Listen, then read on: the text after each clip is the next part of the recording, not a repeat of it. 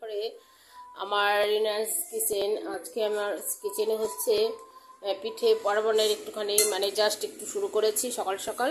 তো আমি তো একদমই পিঠা পার্বণ করতে পারি না, পিঠা টিঠা যাই হোক বানাতে পারি না। যাই হোক এবার একটুখানি মানে আমি মোটামুটি আইডিয়া করে করে তো বানিয়েছি, বেশ ভালোই হয়েছে। এখানে একটা ছোট পিঠে বানিয়েছি, এটা হলো কাককে দেওয়ার জন্য। বাকি এখানে আমি পিঠা করেছি, এখানে পিঠাগুলো করেছি। আর এখানে আমি পাটিসাপটার জন্য রেডি করেছি, মালপোয়ার জন্য রেডি করেছি। এখানে আমার পিঠা হয়ে গেছে বন্ধুরা, দেখো কত সুন্দর পিঠা হয়েছে। তো এবার আমার ফার্স্ট লাইফে মানে এত সুন্দর পিঠা হলো, কোনোদিনও পিঠা বানাতে পারিতে। যাই হোক এবার একটু ঠাকুরের কৃপায় ভালোই বানাতে পেরেছি। তো এখন আমার এখানে রান্নাঘরে একটুখানি পিঠা বারবারের একটু শুরু হয়েছে।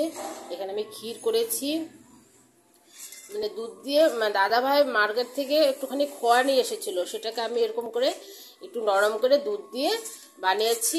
এটাতে আমি এখানে মালপোয়া রেডি করেছি, মালপোয়াটা আমি এখানে বানাবো। তো দেখতে থাকো আমি কী করে এগুলো সব করছি পিঠে পার্বণ। তোমরা আমার সাথে থেকো, আমার চ্যানেলটাকে সাবস্ক্রাইব করে দিবে, লাইক করে দিবে। দেখতে থাকো কেমন করে পিঠে পার্বণ হচ্ছে। এখানে পিঠার জন্য আমি রেডি করেছিলাম সকালবেলায়, মোটামুটি হয়ে গেছে, আমার কমপ্লিট শেষ হয়ে গেছে।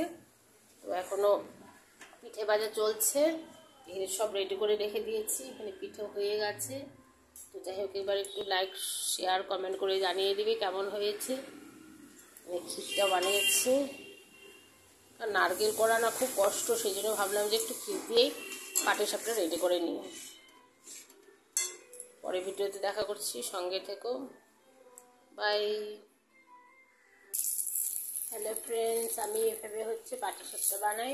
তোমরা কেমন করে বানাও একটু কমেন্ট করে জানিয়ে দিও। আমি এভাবে বানাচ্ছি, বেগুনটাকে দিয়ে একটু তেলে কষে দিলাম। তো আমি এখানে ব্যাটারটা বানিয়ে রেখে দিয়েছিলাম, তার মতো দিয়ে দিলাম। আর বন্ধুগণ, সবচেয়ে আমার দুঃখের বিষয় কি বলুন, আমি একদমই পাটিসাপটা বানাতে পারিনি। কিন্তু যাই হোক তাও ট্রাই করি, খুব কষ্ট হয় যে মানুষ এত সুন্দর করে বানায়, আমারটা কেন ভালো হচ্ছে না। তো একটু তাও চেষ্টা করি, কারণ পৌষের মধ্যে মানে পিঠে পার্বণের সময় তো খেতেই হবে। এবার এখানে আমি ক্ষীরটা বানিয়ে রেখে দিয়েছিলাম, জাস্ট একটু এইভাবে দিয়ে দিচ্ছি। একদমই ভালো হচ্ছে না আমারটা, তাই ট্রাই করছি, দেখা যাক কেমন হয়। এইভাবে আমি ক্ষীরটা দিয়ে দিলাম, মানে ক্ষীরটা দিয়ে এবার উল্টিয়ে দিব। এবার আমার এটা মোটামুটি হয়ে গেছে, আমি এটাকে উল্টে দিচ্ছি বন্ধুগণ, দেখুন এইভাবে করছি।